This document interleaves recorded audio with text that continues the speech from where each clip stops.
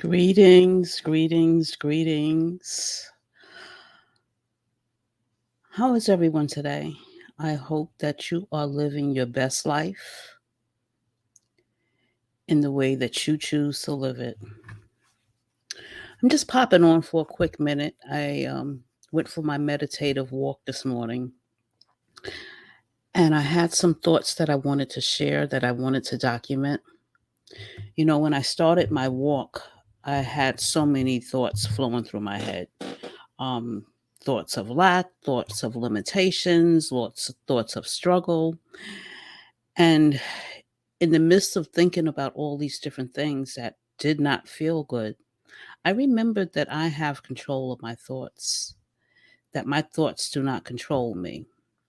And in that instance, I decided that I was going to change my thoughts and allow my mind to simply be free and to be clear so that I could hear the messages that Spirit wanted to send to me. Nature is and has always been my greatest teacher. And I find that when I need answers to something or when I'm not sure of something, I like to take a walk and I like to be in nature. So, on my walk this morning, as I said, I decided that I was going to still my mind so that I could hear. And I started to take notice of the birds flying. Like they were just all over the place. Some were in trees, some were flying high in the sky, some were flying low, some were walking around on the grass. They just like moved freely. They didn't seem like they had any place they had to be. There was nobody limiting their movements. They just moved at will. And then I took notice of the sounds that they were making. They're singing, they're chirping, and I thought how much freedom the bird has to move wherever it chooses, whenever it feels like, and to sing, to use its voice to create sound, whether it's high, whether it's low. There was no one telling it to be quiet. And even if they did, they don't respond to commands like that. And I thought about the freedom of just being able to move the way you want it, how they want it, to use their voice the way they chose to use it, whether it was quiet, whether it was loud, whether it was high pitched, whether it was low pitched. It didn't matter. And then I saw the trees, right? And some of them were really tall and full, and some were like babies still in their process of maturing. But the trees that were tall, that were full, that had been there for many years, no one stopped them. No one limited their growth. No one limited their need to expand and to take up space. And then the ants, the flies, that also moved at will, that did what they felt like they needed to do in the moment.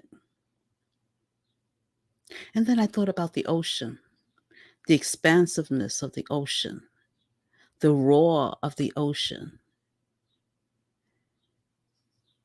I can't stop the movement of the ocean. I can't stop the sun from rising or setting. I can't stop the stars from showing themselves. I can't stop the clouds from forming, from moving. Like, I can't stop any of that. I can't stop any part of nature. And then I remembered, I am a part of the same universe. I am a part of the same substances that make up the trees, the sun, the birds, the grass that grows until we decide to cut it. Like, we're all the oneness of it all. And I thought about how humans create limits. And I understand that there has to be rules in a society, in any society, there has to be rules. I understand that. but I'm talking about the limits that we place on, or that I place on my thoughts. Limits that lead to thoughts like scarcity and lack and confinement. It's not real, right? Lack is a state of mind. Confinement is a state of mind. And then I thought about things like abundance and prosperity and love.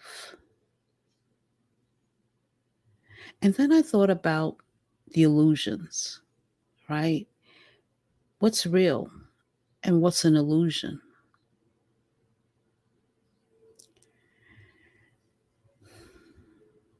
If I went on the premise that my thoughts are illusions,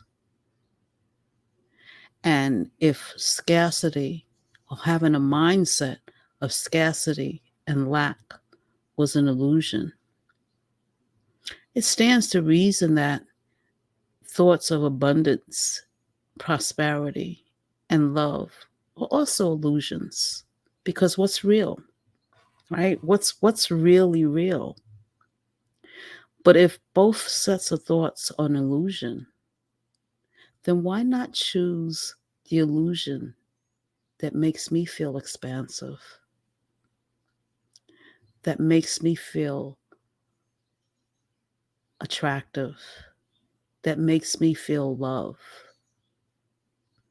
Why not choose the thoughts that resonate to me being the best version of myself, rather than the illusion that keeps me stuck?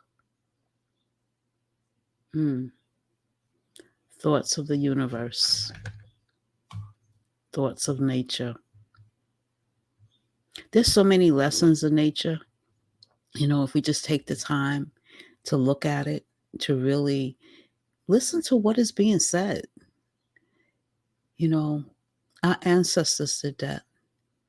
They looked at nature for clues. They looked at nature for signs. They looked at the universe. They looked at the animals. They looked at how they responded, how they acted, how they moved, how they sounded. So many lessons in nature. Slow down. There's a saying, slow down and smell the roses.